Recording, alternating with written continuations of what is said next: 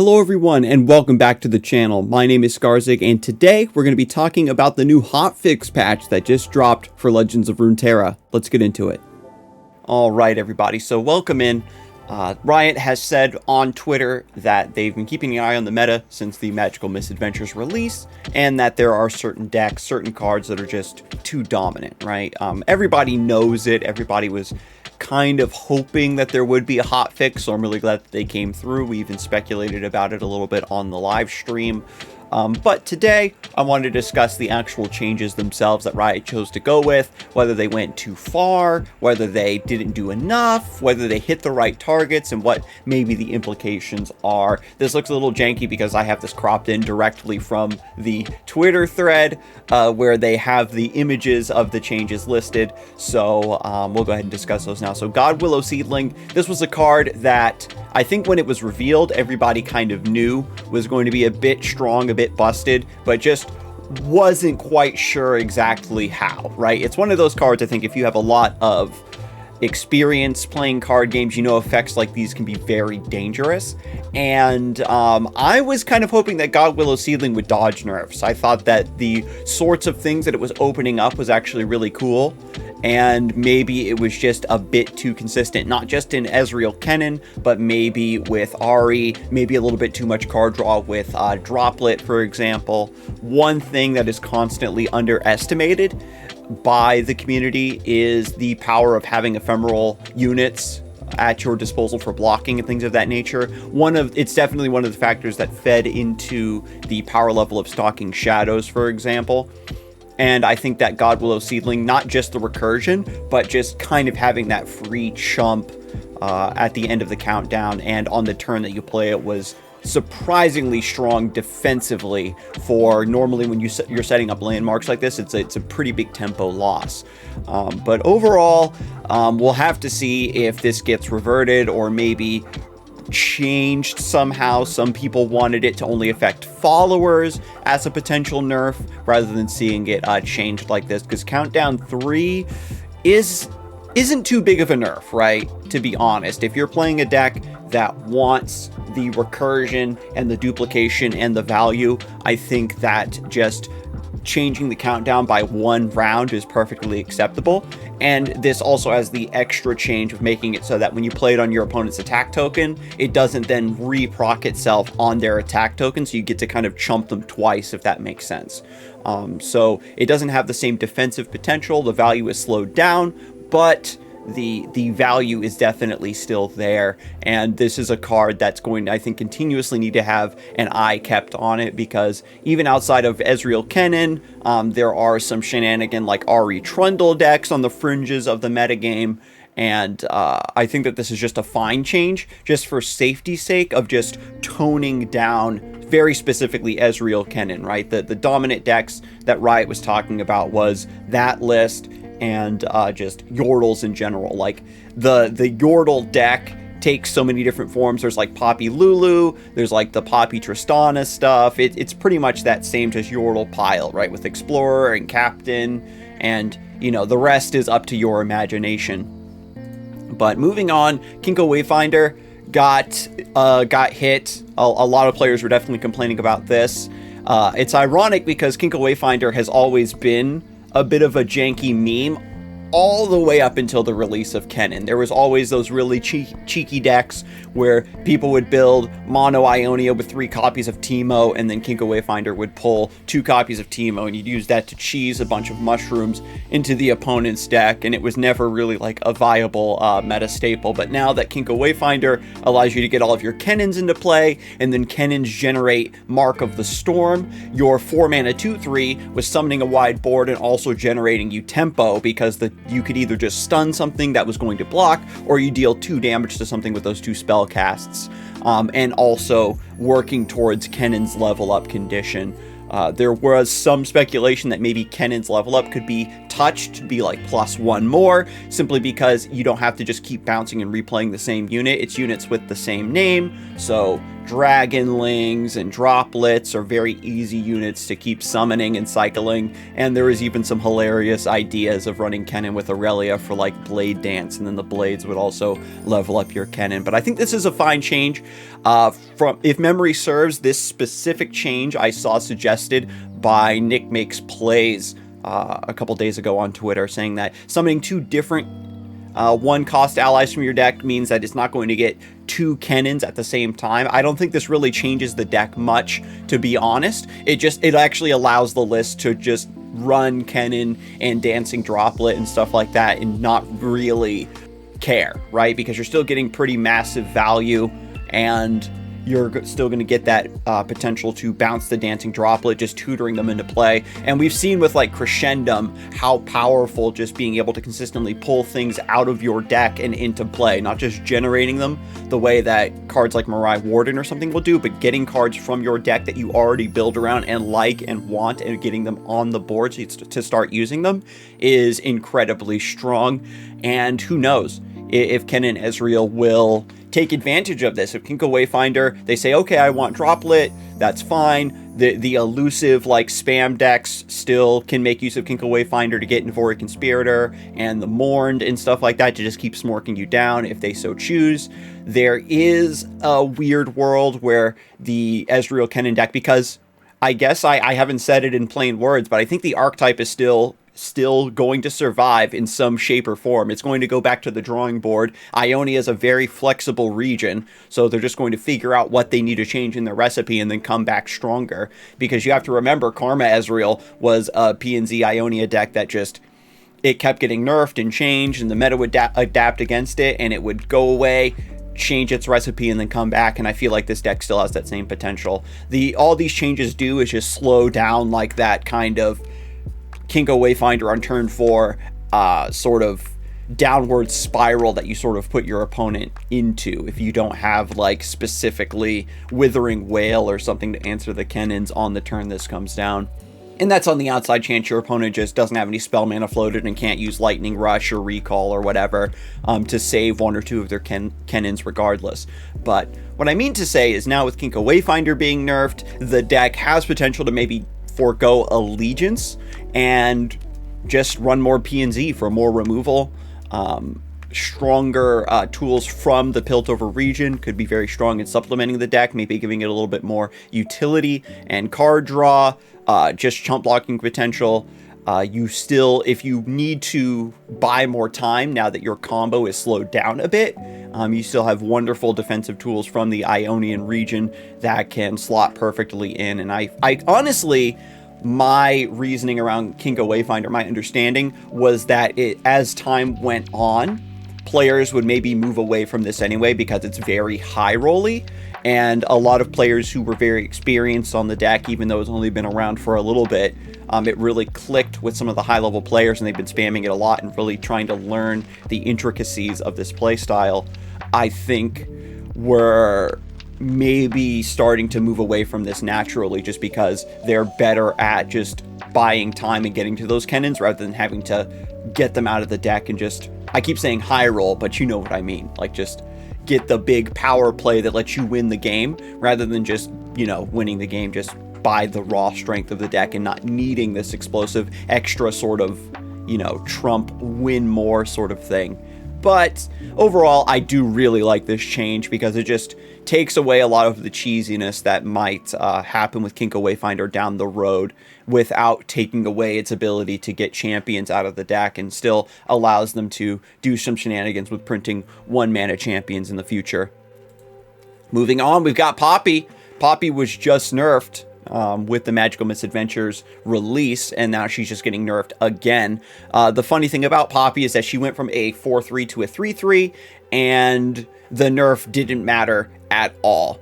She still hits the exact same targets in the decks that she was in. A lot of the time she would come down buffed anyway because of Yordle Explorer or Yordle Captain. It was just a mess, and all the Poppy change really did was affect the mirror match, where the player that attacked with Poppy first was at a stronger advantage because a defensive and already played Poppy without the attack token wasn't strong enough to trade up into her without help, right? And so this change is, you know, gonna kill Poppy, which is sort of fine. She was like incredibly dominant when she first came out. The adoption, for considering how strong Poppy is now and the effect that she's had on the game and the metagame for so long, it's kind of hilarious to think how slow the adoption rate was when she was first released. But she was just slowly creeping up, had an incredible showing in the qualifiers for Worlds and the World Championships and beyond, right? So we know that she's good. We know that she's incredibly strong.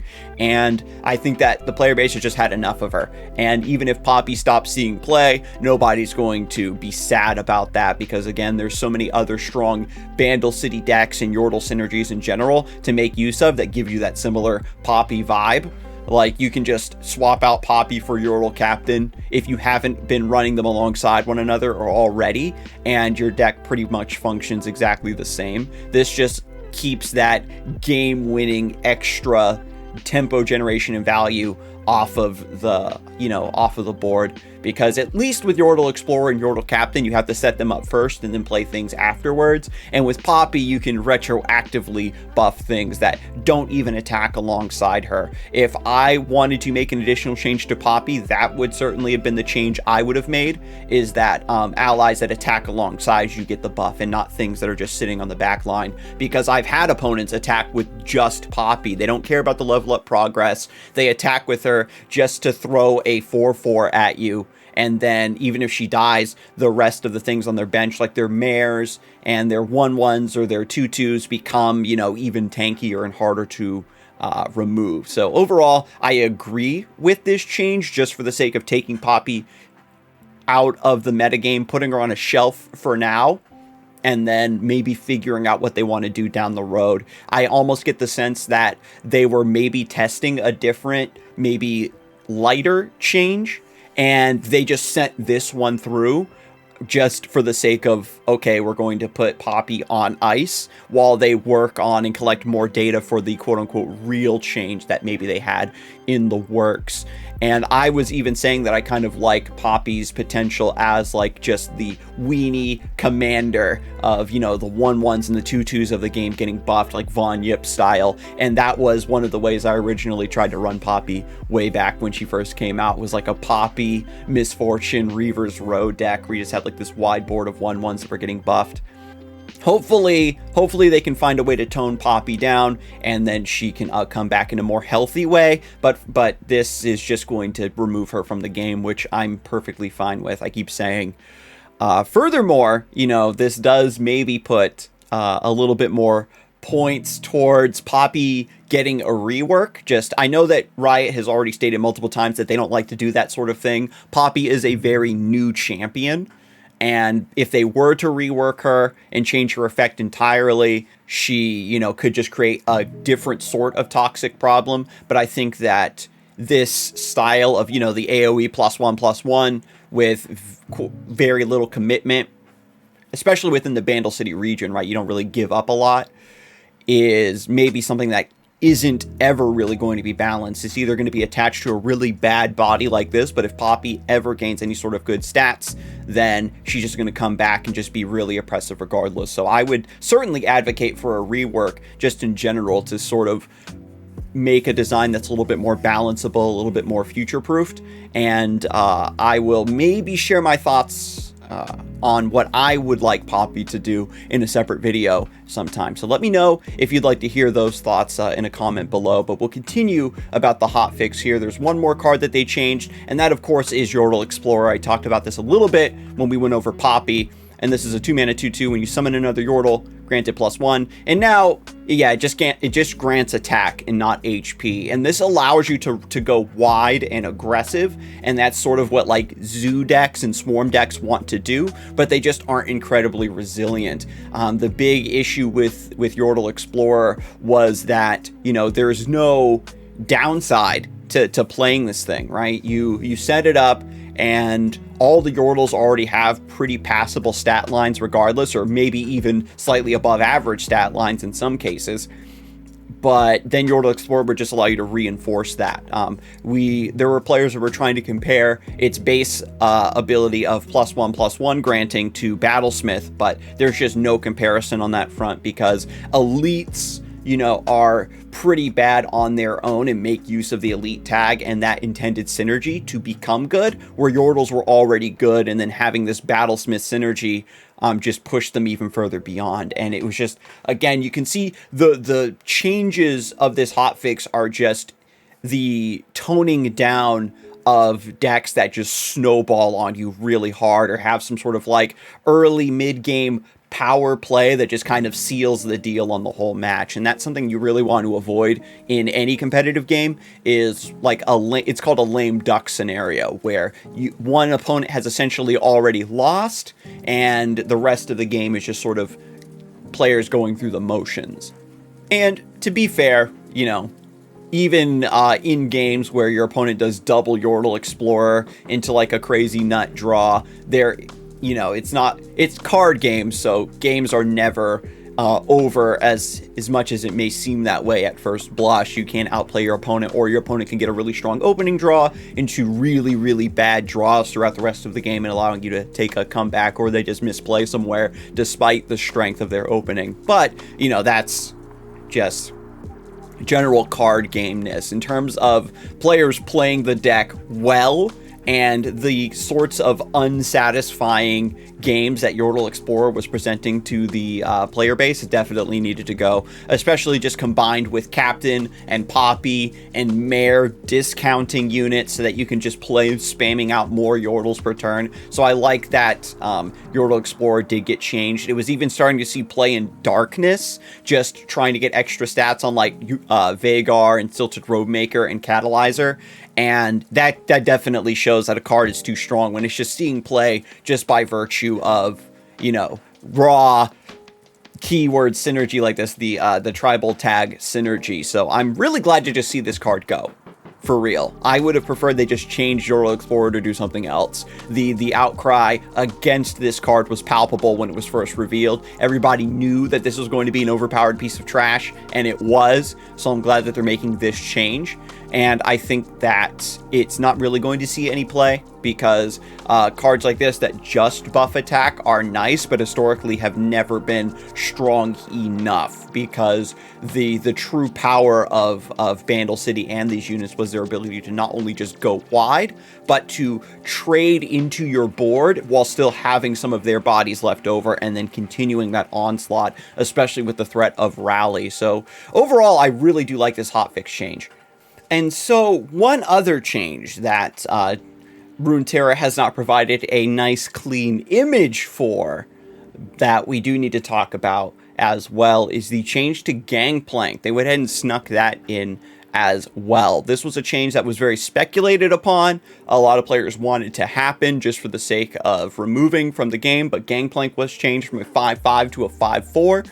And I'm happy about that change as well. It's very similar to Poppy, where it was just a champion that became very, very, very ubiquitous, and we just kind of wanted it toned down to free up some other space in the metagame, right? The same thing happened to Draven as well, just an incredibly ubiquitous champion that was in every deck constantly, and just in so many different flexible archetypes as well, just kind of getting the axe temporarily to account for, new cards that synergized with it, that really pushed the champion's power level over. And that's basically the exact same thing was happening to Gangplank. It's very easy to meet the plunder requirement these days to make sure that he's level up on curve or very, very close to it. It's going to tone down, just his tankiness and make him a little bit more answerable. Ironically, the Gangplank change does mean that the mirror matches are going to be a lot more volatile, because your Monster Harpoon can now answer Gangplank even when he's level up. He's only going to have 5 HP, but then other removals like Thermogenic Beam or something are maybe a little bit more respectable into Gangplank. You're still going to maybe take one Overwhelm hit to deal some chip damage and then remove him with something, or set up your Ravenous Flocks, etc. So it's just a great change. Tones down those plunder decks, those aggressive decks quite nicely, and they still left Sejuani unchanged, and I think that plunder is still going to survive this very easily. It's just a nice toning down so that he's not always the be-all end-all curve topper of these like semi-aggressive burny tempo decks, right? and they can print other champions that kind of go into that slot. And I think this is a strong indicator that, you know, Bilgewater / Noxus is going to be getting some interesting mid-game champions to help out with these archetypes that just have better specific synergy and not just, oh, I hit your Nexus a bunch of times and now I get to play this big finisher.